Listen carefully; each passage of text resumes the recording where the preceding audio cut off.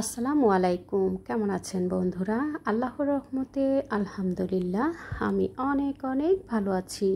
বন্ধুরা, আজ ভীষণ স্বাস্থ্যসম্মত একটা রেসিপি তৈরি করব। আশা করছি সকলের কাছে রেসিপিটা খুব ভালো লাগবে।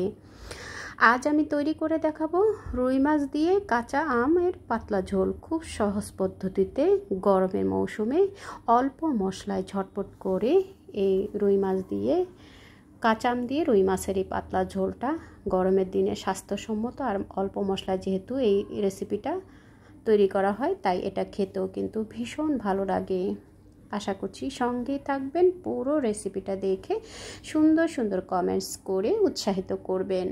বন্ধুরা, রুই মাছ দিয়ে কাঁচা আম দিয়ে পাতলা ঝোলটা তৈরি করব। তা আমি এখানে আমার পছন্দ অনুযায়ী কিছু মাছের টুকরো এবং মাথা নিয়েছি, স্বাদমতো লবণ, হলুদের গুঁড়া এবং লাল মরিচের গুঁড়া আর 1 টেবিল চামচের মতো সরিষার তেল দিয়ে মাছটাকে ভালোভাবে মেখে নেব।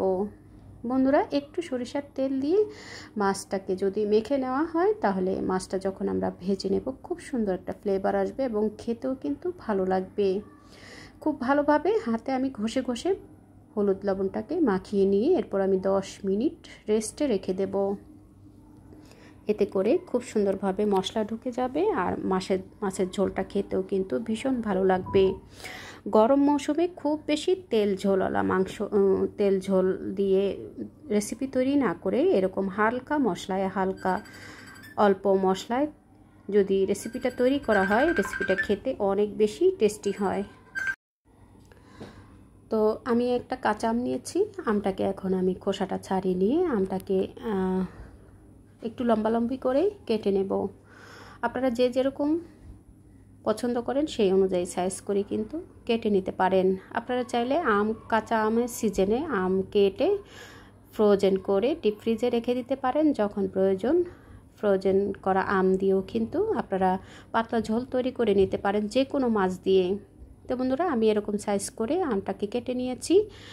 আমের আটি যখন শক্ত হয়ে আসবে সে সময় আম কেটে এরপরে ফ্রোজেন করে রেখে দিলে যে কোনো সময় কিন্তু যে কোনো মাছ দিয়েই কাঁচা আম দিয়ে পাতলা ঝোল তৈরি করা যায়।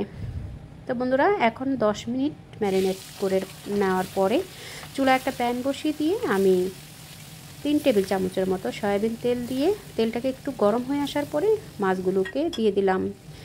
রুই মাছটাকে একটু কড়া করে ভেজে নেব।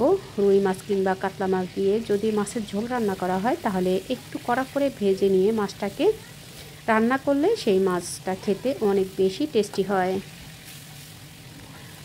তো এক পিঠ ভাজা হয়ে যাওয়ার পরে অপর পিঠ উল্টে দিলাম। একটু কড়া করেই ভেজে নেব। চুলার আঁচটা মিডিয়ামে রেখে মাছটাকে আমি কড়া করে ভেজে এরপর তেল ঝরিয়ে তুলে নেব। এখানে আমি আর অতিরিক্ত কোনো তেল ব্যবহার করব না, যেহেতু অল্প মশলায় স্বাস্থ্যসম্মত একটা রেসিপি তৈরি করছি। তেল বেশি ব্যবহার করব না, মাছ ভাজা তেল দিয়েই রান্নাটা আমি করে নেব। তো আমার মাছগুলো কড়া করে ভেজে নেওয়া হয়ে গেছে। এখন আমি তুলে নিচ্ছি। সেই একই তেল দিয়ে এখন আমি রান্নাটা সেরে নেব। তো মাছগুলো তুলে নেওয়া হয়ে গেছে। এখানে 2টা পেঁয়াজ কুচি করে দিয়ে দিলাম। পেঁয়াজটাকে খুব বেশি গাঢ় করে ভাজবো না, হালকা করে একটু ভেজে নেব। একটু হালকা বাদামি কালার হয়ে আসা পর্যন্ত পেঁয়াজটা ভেজে নেওয়ার পরে এখানে আমি অল্প মশলা ব্যবহার করব। খুব বেশি মশলা ব্যবহার করব না, যেহেতু হেলদি একটা রেসিপি তৈরি করছি আর এটা গরমের দিনে এরকম পাতলা ঝোলটা স্বাস্থ্যের জন্য ভীষণ ভালো। 1 চা চামচ দিয়ে দিলাম আদা রসুনের পেস্ট। পেঁয়াজের সাথে আদা রসুনের পেস্টটাকে একটু তেলে ভেজে নিলে কাঁচা গন্ধটাও দূর হয়ে যাবে, সুন্দর একটা ফ্লেভার আসবে। স্বাদ মতো লবণ দিয়ে দিলাম। লবণটা দেওয়ার সময় অবশ্যই খেয়াল রাখতে হবে, যেহেতু আমরা ম্যারিনেশন করার সময় যখন আমরা মাছ ম্যারিনেশন করেছিলাম তখন কিন্তু আমরা লবণ ব্যবহার করেছি। হলুদের গুঁড়া 1/2 চা চামচ, লাল মরিচের গুঁড়া 1/2 চা চামচ, ধনিয়ার গুঁড়া 1/2 চা চামচ এবং জিরার গুঁড়া 1/2 চা চামচ দিয়ে এরপর আমি মশলাগুলোকে একটু তেলে ভেজে নেব। আমি এখানে খুব অল্প মশলাই ব্যবহার করছি। 1 কাপ পরিমাণ পানি দিয়ে মশলাটাকে একটু ভালোভাবে নেড়েচেড়ে কষিয়ে নেব। গরম পানিটা দিয়ে মশলাটাকে একটু ভালোভাবে নেড়েচেড়ে ভালোভাবে কষিয়ে নেব ঢাকনাটা দিয়ে। বন্ধুরা, যে কোনো রেসিপি রান্না করার ক্ষেত্রে মশলাটা যদি আমরা খুব ভালোভাবে কষিয়ে নিয়ে রান্না করি তাহলে সেই রেসিপিটা খেতে অনেক বেশি টেস্টি হয়। তো যখন তেলটা ছেড়ে দিয়েছে, তেলটা উপরে উঠে গেছে, সে সময় আমি সেই মশলার সাথে কষিয়ে নেওয়া মশলার সাথে এখানে 2টা টমেটো দিয়েছি।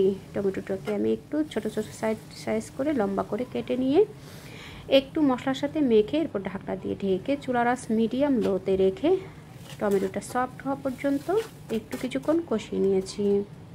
এখন আবার ঢাকনাটা খুলে নিয়ে এরপর মশলার সাথে টমেটোটাকে ভালোভাবে নেড়ে একেবারে গলে যাওয়া পর্যন্ত সফট করে নেব। একটু নেড়ে চেড়ে টমেটোটাকে একবারে সফট করে কিছুক্ষণ ঢাকনা দিয়ে ঢেকে কষিয়ে নিলেই টমেটোটা সুন্দরভাবে গলে যাবে।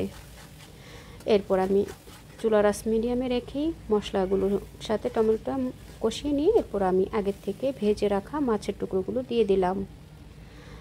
মাছের টুকরো এবং মাথাটা সম্পূর্ণ দিয়ে দিলাম। দিয়ে এরপর আমি কিছুক্ষণ মিডিয়াম আঁচে কষিয়ে নেব। এরপর আমি এখানে ঝোল দিয়ে দেব। যে যেরকম গ্রেভি খেতে পছন্দ করেন সেই অনুযায়ী কিন্তু ঝোলটা ব্যবহার করবেন। আমি প্রথমেই 1 কাপ পরিমাণ ঝোল দিয়েছি। কিছুক্ষণ কষিয়ে নেওয়ার পরে যখন আমি আমটা দিয়ে দেব তখন আমি আরও কিছুটা ঝোল ব্যবহার করব। যেহেতু আমরা এখানে পাতলা ঝোল খাবো তাই আমি একটু বেশি করেই ঝোল দেব। একটা রসুন, আস্ত রসুন কোয়া খুলে আমি একটু থেতো করে নিয়ে এরপর রসুনটাকে দিয়ে দিলাম। পাতলা ঝোলে একটু রসুন ব্যবহার করলে খেতে ভালো লাগে। আর কেটে রাখা আমের টুকরোগুলো দিয়েছি। দিয়ে আমি অফ ক্যামেরাতে আরও 1 কাপ পরিমাণ পানি দিয়েছি। দেওয়ার পরে এরপর আমি এখানে কিছু কাঁচামরিচ দিয়েছি। আমি কিন্তু কাঁচামরিচটাকে আস্তই রেখেছি, ভেঙে কিংবা কেটে দেইনি। যেহেতু একেবারে কম মশলায় রেসিপিটা তৈরি করছি, খুব বেশি ঝাল রাখবো না, ঠান্ডা ঠান্ডা ঝাল থাকবে, তাই আমি মরিচটাকে আস্তই রেখেছি। আমটা সেদ্ধ হয়ে যাওয়া পর্যন্ত কিছুক্ষণ জাল করে নেওয়ার পরে এরপর আমি ধনিয়া পাতা কুচি দিয়ে গ্রেভিটা আমার পছন্দ অনুযায়ী চলে আসার পরে আমি চুলাটা অফ করে দেব। বন্ধুরা, যে যেরকম ঝোল খেতে পছন্দ করেন সেই অনুযায়ী গ্রেভিটা চলে আসার পরে চুলাটা অফ করে দিলেই কিন্তু তৈরি হয়ে যাবে আমাদের রুই মাছ দিয়ে কাঁচা আম দিয়ে পাতলা ঝোল।